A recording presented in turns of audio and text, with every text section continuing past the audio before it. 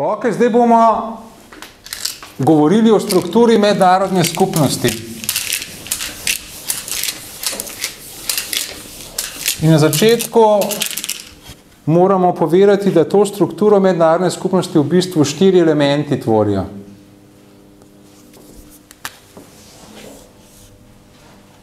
Prvič gre za objektivne dejavnike,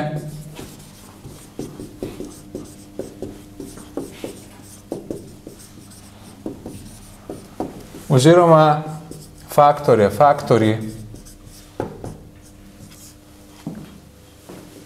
Drugič, subjekti.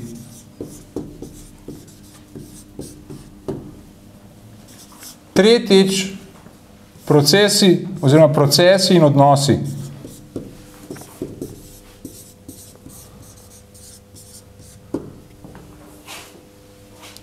In pa četrtič, norme. Torej, te 4 elementi tvorijo mednarodno skupnost. Zakaj gre? Naj na začetku nekako povežem te 4 elemente. Objektivni dejavniki so, poudarek pri objektivnih dejavnikih je na njihovi pasivnosti, pri njihovem obstoju kot takšnem. Tvorijo neke pogoje oziroma okvire, torej tvorijo nek okvir oziroma neko ozadje, lahko rečemo, v katerem delujejo svojo subjektiviteto oziroma nekim aktivnim delovanjem subjekti.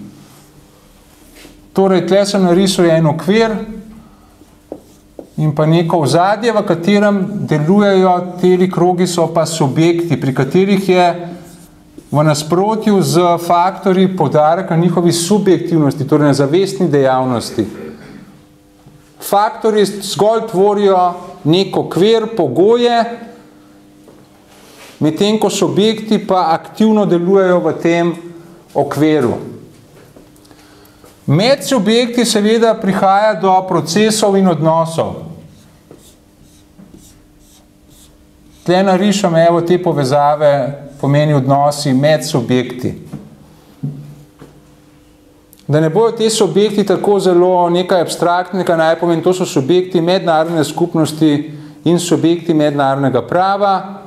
Ne gre za enako, ena skupina so subjekti mednarodnega prava, drugo so subjekti mednarodnih odnosov oziroma mednarodne skupnosti. To so države, mednarodne vladne organizacije, mednarodne nevladne organizacije, osvobodilna gibanja in stajniki, narodi, manjšine, posamezniki, transnacionalni subjekti, se pravi neke transnacionalne korporacije oziroma tudi, naprimer, Rimokatoliška cerkev je tudi transnacionalni subjekt. Te, ki sem jih sedaj naštel, so subjekti mednarodnih odnosov oziroma mednarodne skupnosti, ne subjekti mednarodnega prava.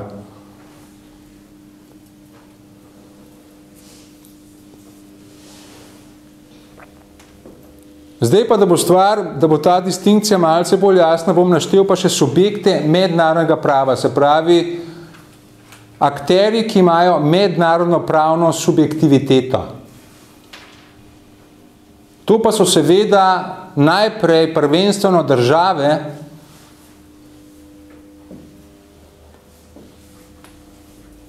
torej boste videli, da marsikateri subjekt mednarodnega prava se pokriva za subjekti mednarodnih odnosov, ne pa vsi. Torej, države so prvi subjekt mednarodnega prava, potem mednarodne vladne organizacije, ki jih seveda tudi tvorijo države.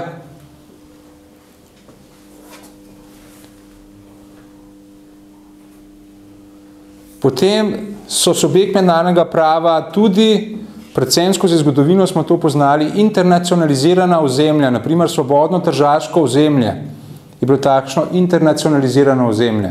Ampak to so bolj že neki anahronizmi, ki so obstajali skozi zgodovino. Potem so to, torej naslednji subjekt mednarodnega prava, osvobodilna gibanja in stajniki.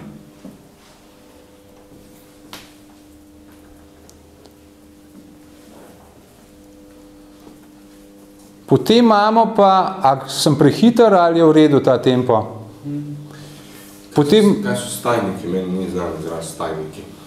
Vstajniki, torej, to je skupina znotraj ene države, ki se upre proti režimu, ki poskuša ta režim zrušiti. Razlika z osvobodilnim gibanjem pa je v tem, da osvobodilno gibanje pa ponavadi je locirano na nekem ozemlju, za katerega želi spremeniti status ozemlja. Torej, osvobodilno gibanje, ki se zauzema na primer za odcepitev določenega dela ali za boj proti kolonialni sili. Medtem ko vstajniki pa so skupina, ki torej prime za orožje, da bi se na ta način borila proti režimu oziroma skuša zrušiti režim. In na neki točki lahko tudi te vstajniki pridobijo mednarodno pravno subjektiviteto, predvsem v smislu, da se medsebojno z režimom obravnavajo kot subjekti, v smislu, da se morajo ravnati, ko gre za ujetnike, do katerih pride med bojem, da jih morajo tretirati v skladu z nekaterimi pravili mednarodnega prava. Potem, če nadaljujem s temi subjekti mednarodnega prava, so tako imenovani sui generis, torej neki posebni subjekti mednarodnega prava. Sem spada ta sveti sedež, Holy See, ki je tudi država nečlanica, opazovalka v OZN, tisto, čemur se včasih pravi papežka država. Sveti sedež je sui generis, torej poseben subjekt mednarodnega prava.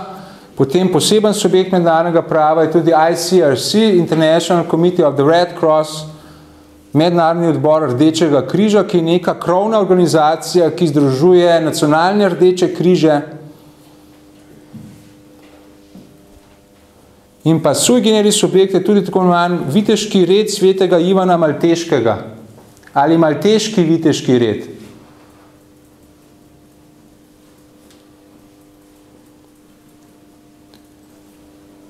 Mednarodno pravno subjektiviteto pa pridobivajo tudi narodi oziroma ljudstva,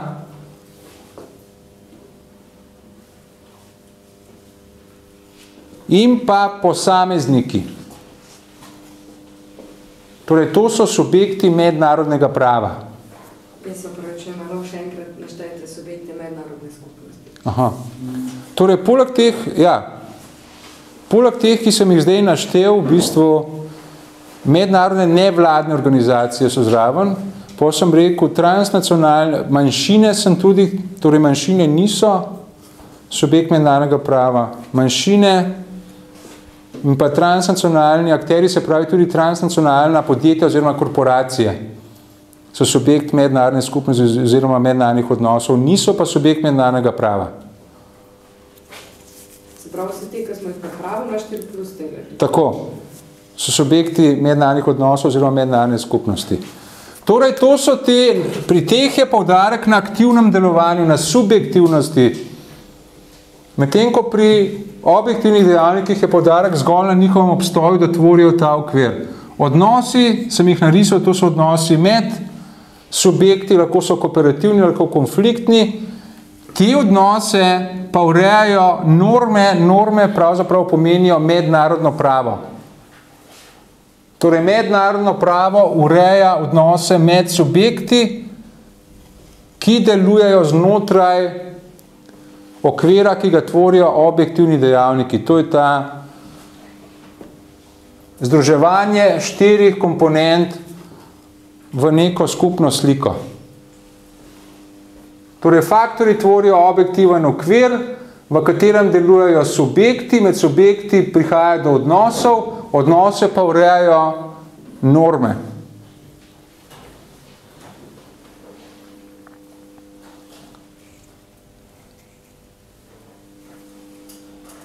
In čeprav se na prvi pogled zdi, da so ti objektivni dejavniki faktorji na nek način ne preveč pomemben del te strukture, pa jaz mislim, da so precej pomembni.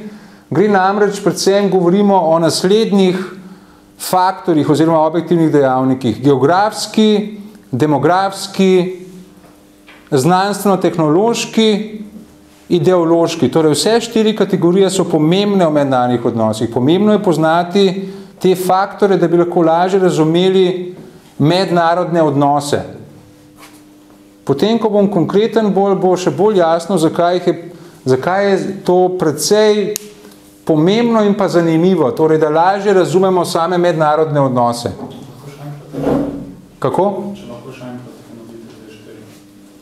Geografski dejavniki oziroma faktori, demografski, znanstveno-tehnološki in pa ideološki.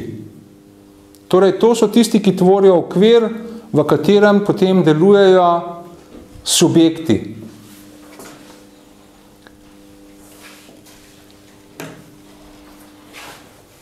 In seveda sedaj bom nekaj več povedal, ker se mi zdi ta tematika pomembna, o geografskem dejavniku.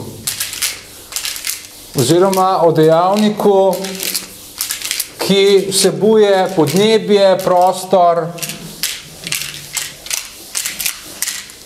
Morda čisto za začetek o tem, da je že Aristotel na primer govoril o tem, da je ekonomska dejavnost bolj učinkovita v nekem zmernem podnebju.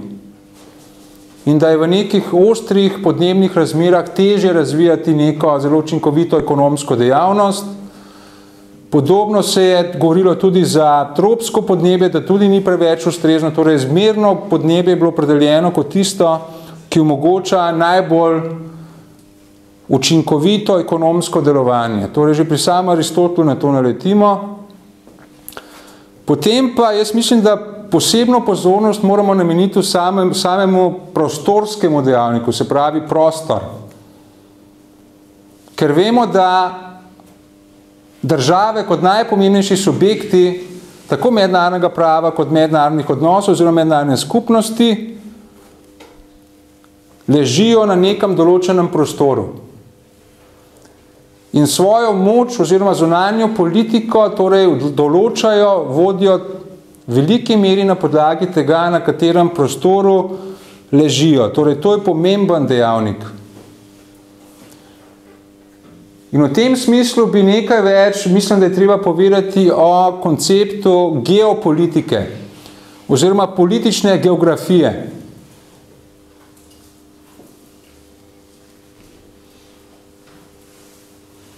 Zakaj gre pri politični geografiji oziroma geopolitiki? Gre za tematiko, pri kateri prihaja do prekrivanja geografije in politike. Oziroma gre za neko področje, kjer se raziskuje odnos med politiko in pa geografijo in pa njuno medsebojno delovanje. In v tem smislu bi torej za prvega avtorja, tle bom pa jaz nekaj avtorjev razlagal, preko katerih, če poznamo njihove stališča oziroma njihove teze, teorije, potem bo lažje razumeti tudi sodobne mednarodne odnose, menim. In to bo precej zanimiva tematika. Torej za prvega, za utemeljitelja politične geografije velja Friedrich Ratzel, Nemec. Friedrich Ratzel.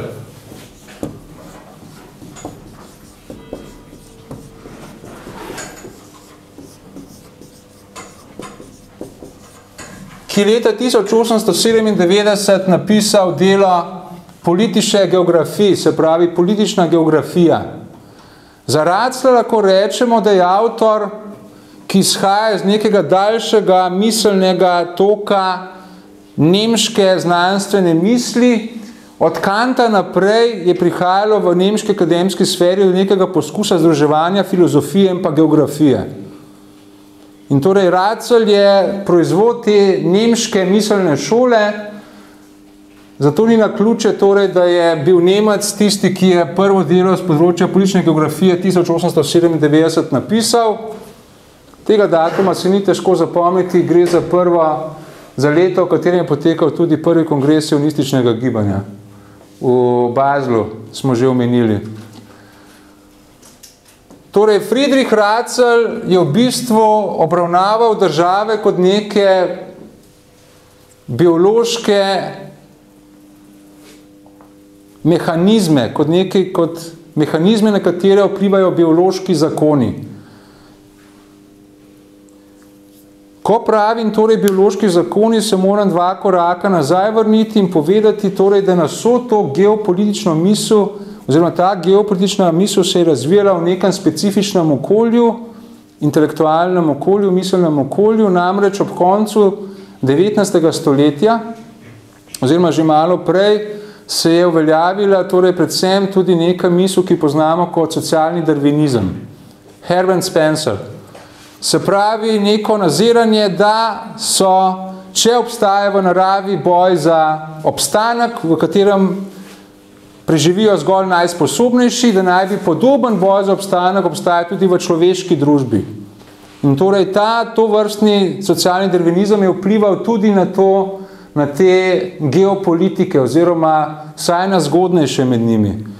Torej, Friedrich Ratzel, zato so pogosto tudi nekako omenjali neke oziroma vlekli neke usporednice med biološkim svetom, med živalskim svetom in pa človeško družbo. Torej, Friedrich Ratzel je rekel, da je država nek biološki mehanizem, na katerega vplivajo biološki zakoni. Potem je pa rekel, da ima država nek svoj lasten razum, ki se razlikuje od razumov njenih državljanov in je superioren razumu njenih torej državljanov te neke dotične države. Državo je primerjal celo z drevesom, torej tako je rekel, kot drevo rase iz neke zemlje in to v kakšni prsti ima korenine, tako tudi na samo državno politiko, kot je rekel, vpliva dejstvo, na katerem ozemlju leži. Potem pa doda neko misel, ki je potem značilna za vso to nemško geopolitično šolo, tudi za geopolitike, ki so delovali v času Adolfa Hitlerja.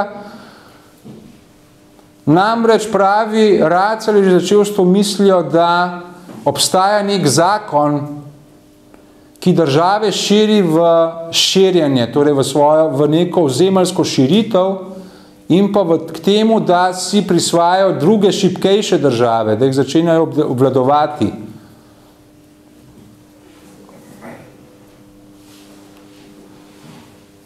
Postavil je tudi misel, torej, da vse države si bi morale prizadevati za to, da bi zasedle neka še posebej odlična geografska področja. Odlična v smislu surovin in pa geostrateškega položaja za svoje delovanje, oziroma za njihovo delovanje. Celo to je dodal, da če se država ne širi, če ne teži k širitvi, potem s časoma sama slabi, stagnira in postane plen druge dinamične, bolj dinamične države, ki si jo priključi. Torej, če sama ne gre v neko ekspanzijo, priključevanje drugih držav, potem bo sama nazadovala in bila priključena drugim državam. Torej, iz te misli že izhaja torej ta misel Lebensraum, se pravi iskanje življenjskega prostora, ki bi potem prevladoval pri nemških geopolitikih.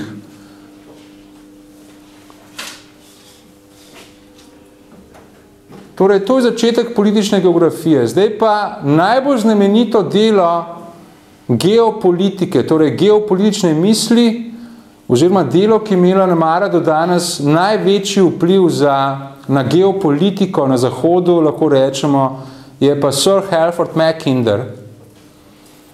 Sir Halford Mackinder, se pravi Britanec, zanimivo, da je bil biolog po profesiji. Torej ne politolog,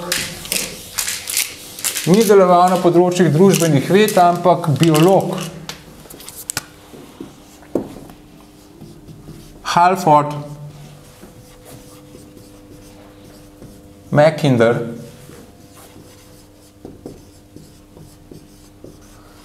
Zato, kar je pa on rekel, bomo pa seveda potrebovali zemljevid. To je bila Antanta, srčna Antanta, torej vzpostavljena med Francijo in Veliko Britanijo. Na ta način si lahko to leto 1904 zapomnimo. Kako bi naslov predavanja? The Geographical Pivot of History, se pravi, Slovenci prevajamo to kot geografsko osišče zgodovine. Geografsko osišče zgodovine.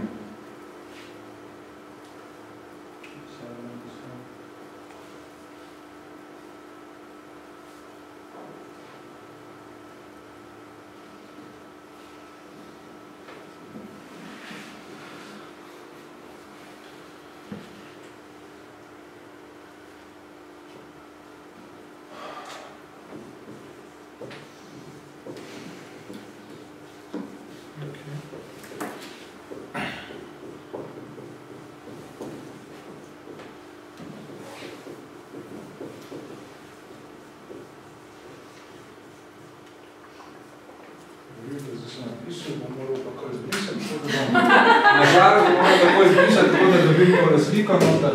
Ampak to imamo zdaj vsi zapisani. Ja.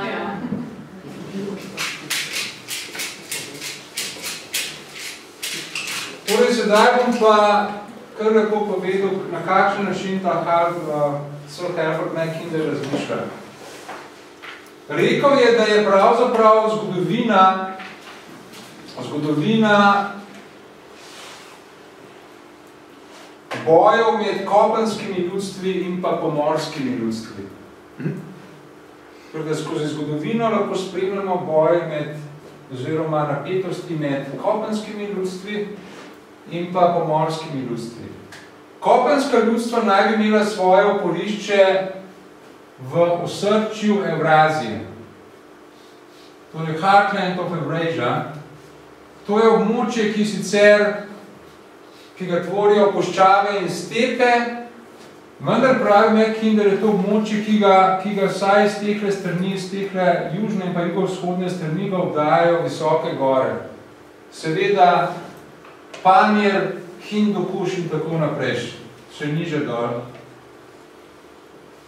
Altaj, torej gorovja, za katera pravi Mackinder, da ščitijo kopenska ljudstva pred možnimi invazijami pomorskih ljudstev. Sicer pravi, da je tlele naseljenost bolj slaba. Potem pa nadaljuje, da na zahodnem robu in pa južnem robu Evrazije, seveda Evrazijo tvorita skupaj Evropa in pa Azija, pa govori o tem, da obstaja velik polmesec.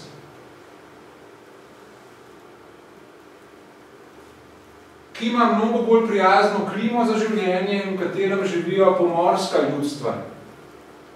Torej, če kopenska ljudstva predvsem imajo svoje glavno oporišče v osrčju Evrazije, pa na južni in pa zahodni periferiji obstaja ta polmesec, kjer so bila skozi zgodovino locirana pomorska ljudstva.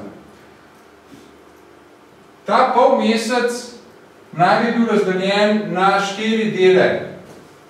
Evropa, Bližnji vzhod, Indija in pa Kitajska.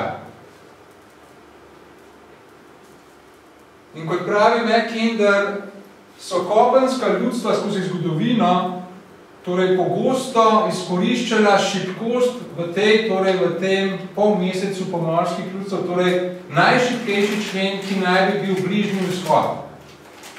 In naj bi pogosto vdirala preko Bližnjega vzhoda v Evropo. Seveda govori na primer o Seldžukih, o Mongolih, predvsem velikih napadalcih, ki so uničili bagdadski abasitski kalifat, ki so zasedli tudi, se pravi, v reki Volgi in utemeljili svojo Kijevsko Rusijo, uničili, utemeljili Zlato Hordo kot mongolsko državo ob reki Volgi, seveda tudi Huni so prišli iz teh obdobij, iz teh območij in tako naprej. Torej, stalni upadi predvsem preko šibkega Bližnjega vzhoda. In pravi Mackinder, da so kopenska ljudstva s temi neprestanimi oziroma pogostimi upadi proti Evropi pravzaprav prisilila Evropo, da je šla v 15. stoletju v neka geografska odkritja. Smo že rekli, ko smo delali zgodovino mednarodnih odnosov, da ko nastala absolutna država, je lahko zgradila močna ledevja, ki so potem šla preko morij in tam vzpostavila oziroma vzpostavila kolonije. Torej, ta pritisk kopenskih ljudstev naj bi pomorska ljudstva, predvsem v Evropi, prisilil k temu, da so šla geografska odkritja in Evropo svoje podaljške ustanavljala preko morij. Te podaljški pa so bili seveda, ker je bilo vmes morje, varni pred kopenskimi ljudstvi. Tisto, kar potem doda Mackinder, je to, da če so se ta geografska odkritja dogajala v 15. stoletju, da je v istem stoletju tudi Rusija, torej ruska država, recimo iz tega območja začela osvajati torej to osrčje Evrazije. Vemo, da ruska država se je začela v tem času ekspanzionistično širiti na vzhod in osvajati obširna prostranstva Siberije. in Halford Mackinder pravi, da potem, ko je ruska država osvojila to ogromno kopensko področje, torej to srčje Evrazije, da je pod njenim nadzorom, se pravi tam nekje od 18.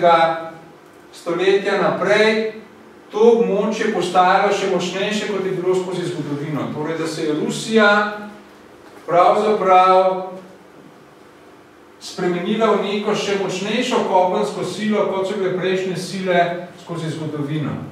Pomembna teza, ki jo postavi, pa je ta, da pravi, da je to, torej, da je osrčje Evrazije pravzaprav v zgodovinskem smislu osišče svetovne politike. Center svetovne politike naj bi bilo tole osrčje Evrazije.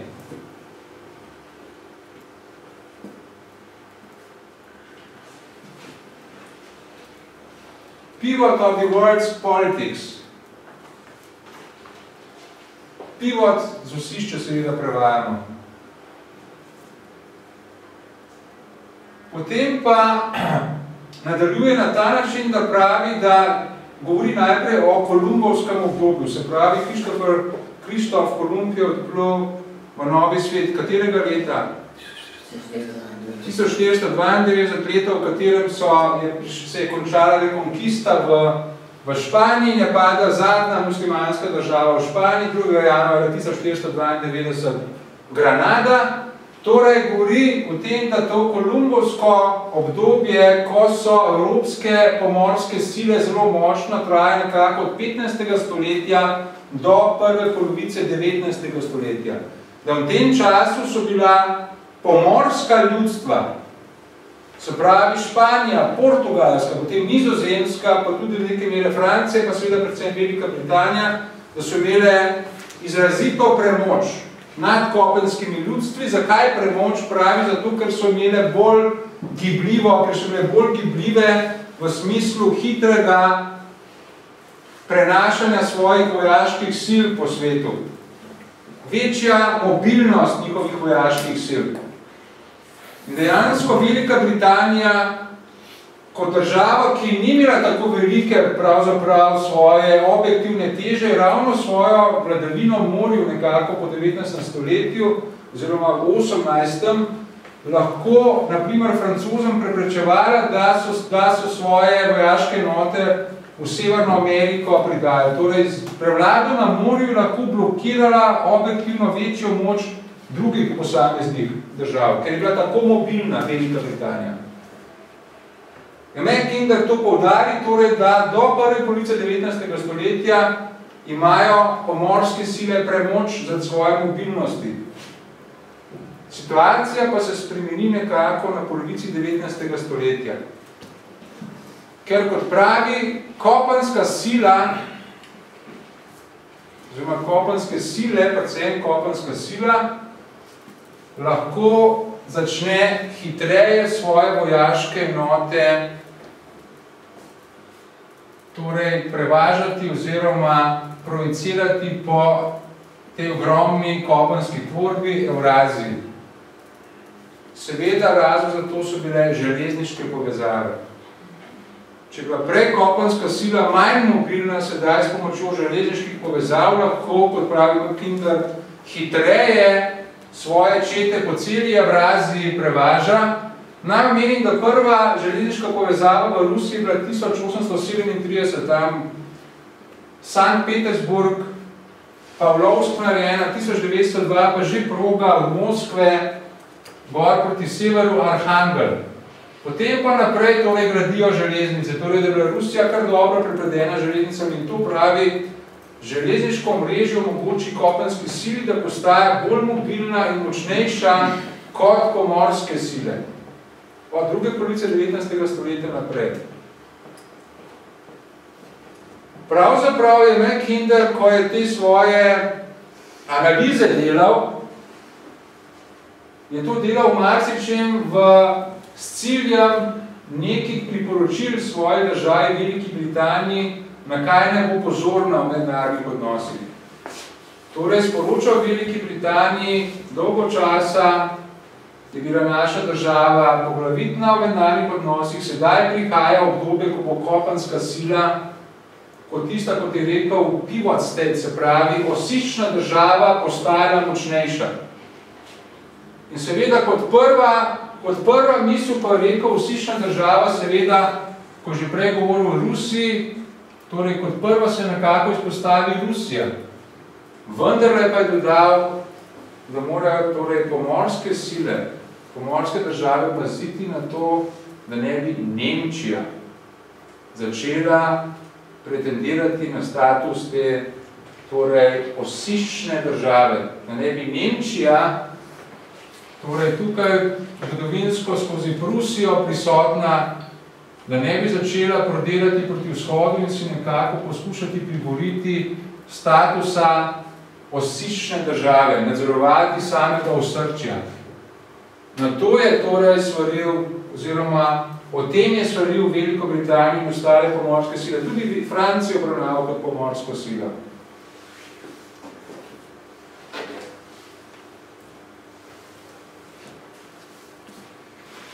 In seveda poznejša zgodovina je pokazala, da je imel v bistvu prav. Oprostite Francijo kot pomorsko? Francijo tudi obravnaval kot pomorsko. Torej, svaril je Veliko Britanijo, Francijo kot dve glavni pomorski sili.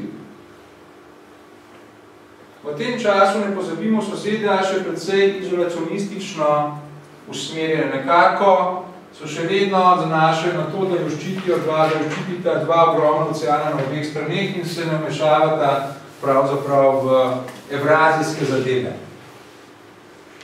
Torej, to je to vsebina tega prvega predavanja, torej, da gre tukaj za geografsko osišče politike, svetovne politike in da kopenska sila postaja močnejša od pomorskih sil, ki so skozi dolga stoletja vendarle bile dominantne.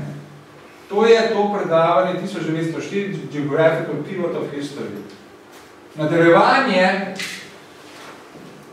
sledi čez 15 let, ko leta 1919 Mackinder napiše knjigo Democratic Ideals and Reality, se pravi demokratični ideali in realnost.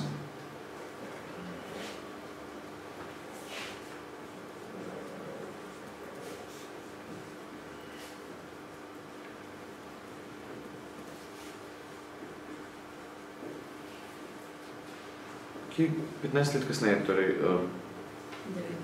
1919. Se pravi, leto po koncu Prve svetovne vojne. Tukaj moramo ves čas imeti pred očmi, torej v knjigi seveda je reflektiral razvoj dogodkov med Prvo svetovno vojno. Njegova analiza tokrat torej je bila v marsičem podobna, vendar je pa določene pomembne prilagoditve. Svojo analizo nekoliko drugače zastavil. Na začetku govori o tem, da Evropa, Afrika in pa Azija skupaj tvorijo, kot je rekel, tako imenovan svetovni otok. The World Island. Svetovni otok.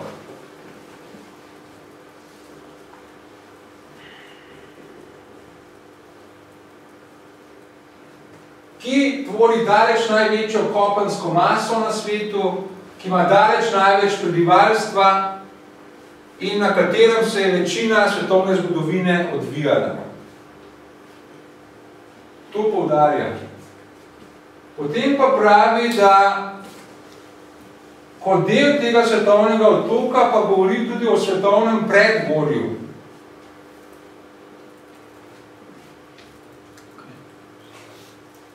Svetovno predgorje pa naj bi tvorile obale Evrope, se pravi tukaj le obale Evrope, obale Afrike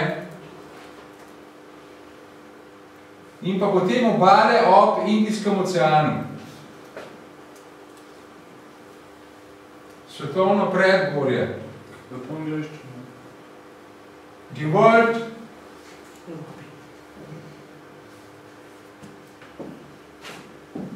world mountain area, če se ne motim.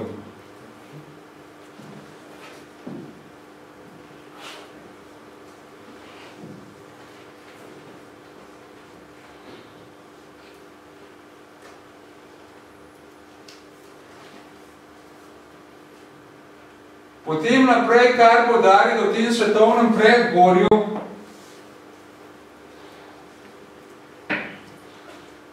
da seveda se tudi spostavijo pomorske sile. Vendar, kot poudarja, najpomembnejša pomorska sila so seveda evropske države, ki obvladujejo vsaj od 16. stoletja naprej vse to svetovno predgorje.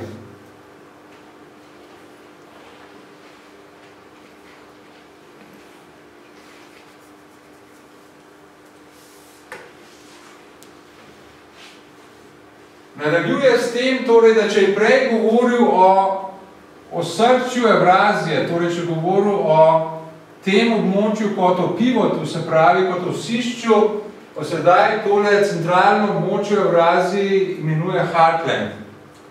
Heartland? Heartland, osrčje, Heartland.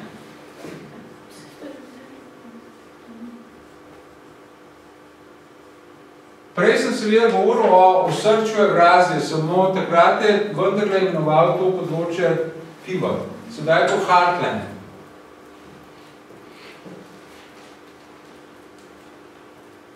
Naj se popravim, ko govoril predgorju, je word promontory, ne? Promontory, ne? Se upravičujem za ta lapsus.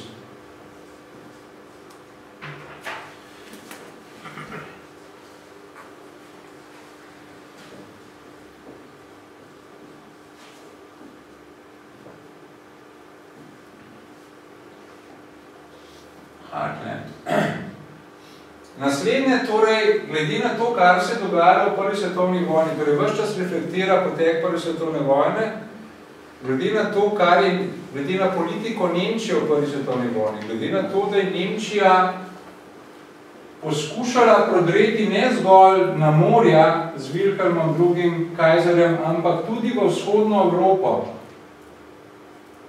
Torej je predlagal, oziroma v tem svojem drugem delu, demokratični ideali in realnost, predlagal, ko gre za primerjavo med tem Heartlandom in pa osiščom iz prvega dela 1904, da se to osrčje razširi ali doli proti jugu, proti temu doratemu delu. Pravi, da še pomembnejša pa bi morala biti razširitev osrčja proti vzhodni Evropi. Da je treba ta koncept osrčja, oziroma na ta koncept osrčja navezati koncept vzhodne Evrope. Ko govori o vzhodni Evropi, opredeli, da gre za območje med Črnim morjem in pa Baltiškim morjem. In nekako sega pravi do črte med reko Labo, nekaj tam pri Hamburgu, do Jadranskega morja. Tukaj, torej tole nekako območje naj bi bila vzhodna Evropa. Vidite, da je tudi Ukrajina tukaj notri. Vzhodna Evropa. Vse to na podlagi analiz nemškega delovanja med prvo svetovno vojno, ko je rekel, je Nemčija pravzaprav, ki naj bi bila po njegovem mnenju nekako razdvojena v smislu, da se je na nek način opredelovala sebe kot kopensko silo, hkrati pa je Kajzer Wilhelm II. Hotel zgraditi tudi močno pomorsko silo, pravi, da je bila Nemčija v drugi svetovni vojni zaradi te razdvojenosti, glede svoje identitete, v bistvu v slabšem položaju, oziroma da se je morala bojevati na dveh frontah. Da je to Nemčiji škodilo v prvi svetovni vojni. Vendar je pa poudarek na tem, da je opozoril, da je Nemčija že začela prodirati tlele proti vzhodu, oziroma si prilašati vzhodno Evropo. Z namenom seveda pridobiti nadzor nad osrčjem.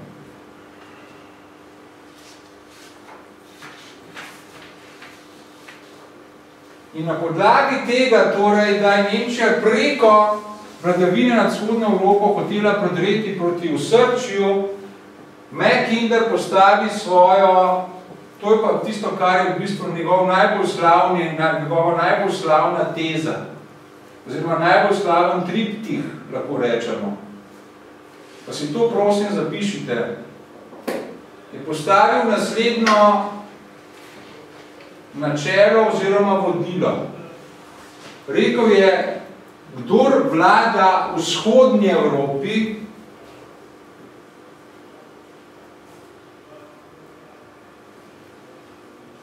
vlada tudi osrčju.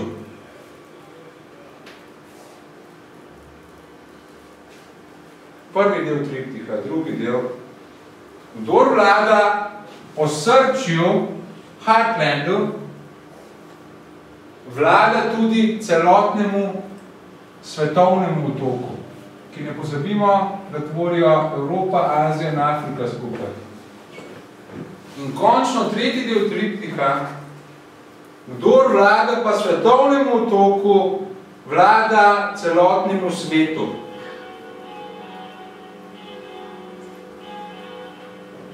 Evo še zvonovi potrebujejo to središčnost. Misli.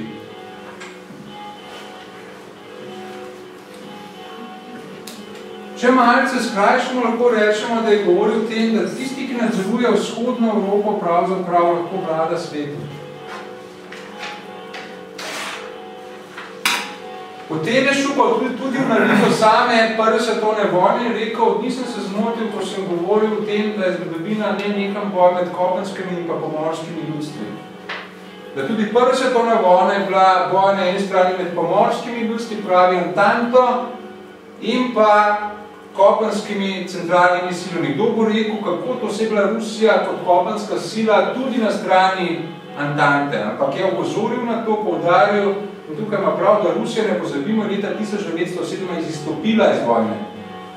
Torej, kopenska sila, ki je nekoliko kvarila to sliko spopada med kopenskimi in pomorskimi ljudstvi, je izstopila iz vojne 1917 po oktobrski revoluciji, medtem ko se je istega leta v vojno vključila druga pomembna pomorska sila ZDA na strani pomorskih sil. 6. aprila 1917 so ZDA napovedala vojno Nemčiji, kjer so nemške podmornice potapljale ameriške ladje v Atlantskem oceanu. Ko dejansko se izriše ta precej bolj čista slika, na eni strani pomorska ljudstva, Velika Britanija, Francija, ZDA, na drugi Nemčija, pa tudi Avstro-Ogrska ni, torej bi bolj bilo mogoče opredeliti kot kopensko silo, kot pa pomorsko. Potem pa ima Kinder neko pomembno tezo, da pravi kljub temu, da so v prvi svetovni vojni zmagale pomorske države, pomorske sile.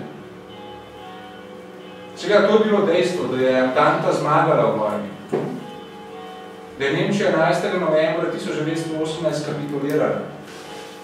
Pravi, kljub temu, da so pomorske sile zmagale v tej vojni in premagale kopensko silo, pravi, ima Kinder nas to ne sme zavesti k nekemu prepričanju, da imajo prav tisti, ki poudarjajo pomen pomorskih sil.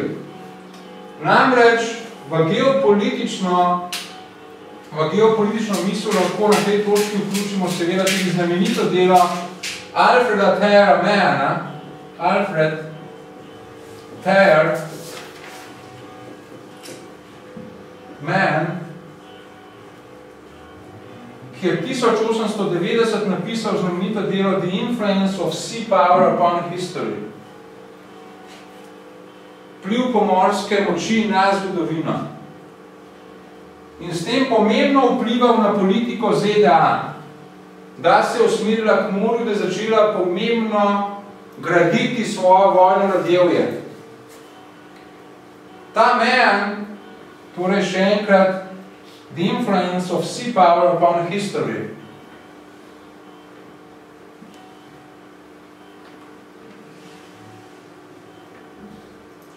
Mann je poenostavljeno rečeno postavil tezo, da tista država, ki obvladuje strateško pomembne dele morja, oziroma ki prevladuje na morju, tista je tudi zmagovita, lahko dominira v svetu. In torej Mackinder je rekel, da na podlagi rezultatov prve svetovne vojne se morda zdi, kot da je bil Mann prav, torej da pomorsko dominantne sile so dobile to vojno. Ampak nadaljeval to nas ne sme zavesti, kajti kopenske sile vendarle ostajajo potencialno močnejše kot pomorske sile. Zakaj je rekel? Je zato, ker prvič so strateško neranljive, zaradi tega ogromnega ozemlja, ki ga ima kopenska sila na voljo, je mnogo manj strateško ranljiva. Torej, ta ogromna prostranstvo v bistvu lahko vsak agresivni poseg proti tej sili na nek način neutralizira. Ne pozabimo, kaj se je zgodilo Napoleonu 1812. Dokler je prodrl v notranjost, torej se je že izčrpal pravzaprav.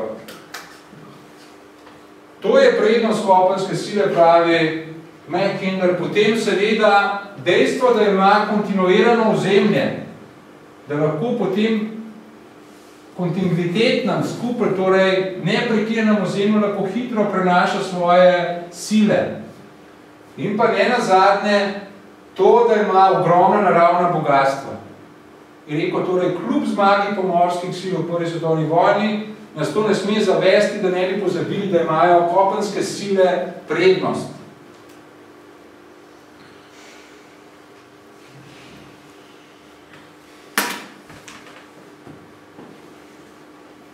In seveda lahko rečemo iz današnjega vidika, da je imel prav, da se je, torej, ko je rekel, da je imel prav, ko je rekel, slej ali prej se bo kljub porazu kopenskih sil, se bo zopet ena ali pa dve kopenske sili se bosta dvignili, je rekel, Nemčija ali Rusija se bosta zopet ukrepili in postali močnejši.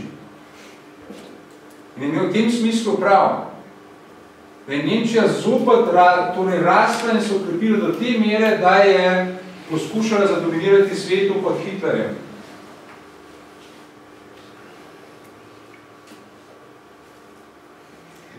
Obeti kopenski sili, torej sta celo nekaj časa bili prisiljeni sodelovati. Ne pozabimo, Nemčija pa po prvi svetovni vojni poraženka, vzeli so vse kolonije, Versajska mirovna pogodba jo je ponižala, torej tako rekoč na kolena spravila, na nek način je bila na margino potisnjena, na drugi strani pa tudi Sovjetska zveza, prva socialistična država, je bila zaradi svojega novega sistema socialističnega izolirana. In so zahodne, kot so rekli, liberalne demokracije vzpostavile kordon sanitarni kordon okoli Sovjetske zveze. Češko-Slovaška, kraljevina SHS in Romunija. Torej, te dve kopenske sili, ki ste bili izolirani, sta se začeli medsebojno povezovati. Konferenca v leta 1922, znamenita v bližini Padove, to je konferenca v Rapalu, oziroma sestanek v Rapalu. Slovenci poznamo Rapalo zaradi tega, ali pa se vprašujem 1920. V Rapalu poznamo zaradi tega, ker je tam pravzaprav rapalska meja nastala, da se je Italija lahko vzela sedanje ozemlje Slovenije do Logatca. Ampak v Rapalu istega leta potekala tudi torej srečanje med dvema kopenskimi silama, ki sta bile tedaj predvsem marginalizirani, Nemčijo in pa Sovjetsko zvezo. In pa seveda vemo, da tik pred drugo svetovno vojno sta se tudi povezovali v okviru katerega sporazuma Ribbentrop-Molotov, 23. avgust 1939, in si delili ozemlja tukaj v vzhodni Evropi. Torej, Mackinder je imel prav v smislu, da bosta kopenski sili ponovno zrasli in je v tem smislu zopet svaril Veliko Britanijo, da naj je ne uspava zmaga v prvi svetovni vojni.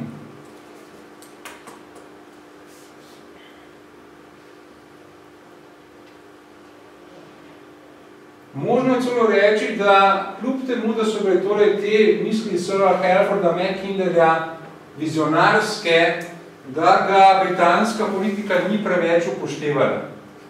Torej, da se je izkazala za precej ignorantstvo, kljub temu, da Mackinder ni bil kdorkoli, da je bil dolga leta poslanec v House of Commons, v spodnjem dobu britanskega parlamenta, da je bil med ustanovitelji londonske London School of Economics in pa mislim, da prvi ravnatelj te šole,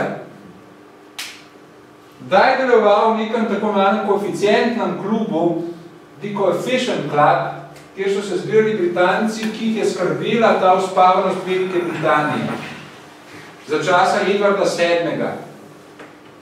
ko se je Velika Britanija torej neki samozadovoljstvo utakala in ni dovolj pazila torej na to, da bo zopet zrasli kopenski sili lahko. Torej, Mackinderja niso dovolj upoštevali v Veliki Britaniji in tudi zaradi tega seveda je bila Velika Britanija pripravljena zelo popuščati Hitlerju. Nenazadnje je treba dodati, da politika Britanije je bila seveda, kot smo že rekli zadnjič, torej, da je treba preprečiti hegemonijo Francije na kontinentu in da torej ni primerno preveč ustavljati agresivnih potez Nemčije, ker če se to zgodi, bi lahko Francija pridobila večjo težo. Po drugi strani pa sta obe liberalni demokraciji, Velika Britanija in Francija, seveda hoteli Hitlerja uporabiti za neutralizacijo socialistične Sovjetske zveze. In sta v njemu videli neko pripravno orožje, ker je bil zelo negativno nastrojen do bolševizma, da bi se lahko sam spopadal z bolševizmom. Torej, bilo je pa manj pozornosti na to, da je treba paziti, da se zopet ne dvigne kopenska sila. Zanimivo je, da je, mislim, da leta 1919 tedajni britanski zunanji minister oziroma foreign secretary George Nathaniel Curzon, ste da že slišali za Georgea Nathaniela Curzona? Ne. Znamenit po svoji Curzonovi črti, ko je postal, torej, naj kot nek kratek ekskurs omenim ta Curzon, britanski zunanji minister, je znamenit po Curzonovi črti. A kdo ve morda, kaj se je dogajalo s Poljsko skozi zgodovino? Poljska je od 18. stoletja naprej izginila iz zemljevida. 1772, 1793, 1795 so se jo razdelile, torej ozemlje te zgodovinske Poljske, ki med drugim rešila Dunaj preko svojega kralja Jana Sobieskega 1683 pred drugim osmanskim obleganjem Dunaja. Torej, ta Poljska je v 18. stoletju izginila iz zemljevida. So si jo razdelile tri močne sosede, Rusija, Prusija tedaj in pa tudi Avstrija. So si razdelile torej ozemlje Poljske. In je ta izginila za celo stoletje in nekaj več iz zemljevida. 1918, po prvi svetovni vojni, so jo ponovno postavili na zemljevid zmagovalke prve svetovne vojne, Polonia Restituta, vendar so Britanci, torej David Lloyd George in pa Curzon so rekli, Poljska, kljub temu, da smo jo ponovno spostavili, lahko dobi zgolj tista ozemlja, ki so nesporno poseljena z etničnimi Poljaki. In so določili torej s to Curzonovo črto vzhodne meje, torej Poljska je danes seveda na tem zemljevidu pomaknjena bolj proti zahodu. Tedaj je segala bolj na vzhod. So postavili kot vzhodno mejo Poljske to Curzonovo črto, torej mejo, ki je omejevala oziroma zamejevala področja, kjer so nesporno živeli etnični Poljaki. Poljakom to ni bilo dovolj. Hoteli so zgodovinsko Poljsko. In so šli v agresijo čez Ukrajino proti vzhodu, proti Sovjetski zvezi, dosegli Kijev. Potem je Rdeča armada seveda Poljsko armado nazaj potisnila. Poljakom so zopet Francozi pomagali, tako da so zopet nazaj Rdečo armado potisnili. Na koncu je bila marca 1921 sklenjena pogodba iz Rige, glavno mesto, kjer je država je Riga. Latvija ali Letonije.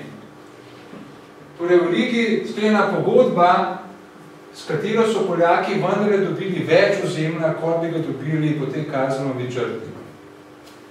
To samo ekskurse in tok za neko splošno razgledanost bi šla preko. Tako da danes, ko Poljska zelo stoka in njoka, kako je Rusija agresivna, je treba to s čepcem soli obravnavati. Res je, da je Poljska izginila v zgodovini, Res je, da sta si jo Hitler in pa Stalin razdelila, ampak tudi Poljska skozi zgodovino ni bila zmeraj tako zelo prijazna do Sovjetske zveze.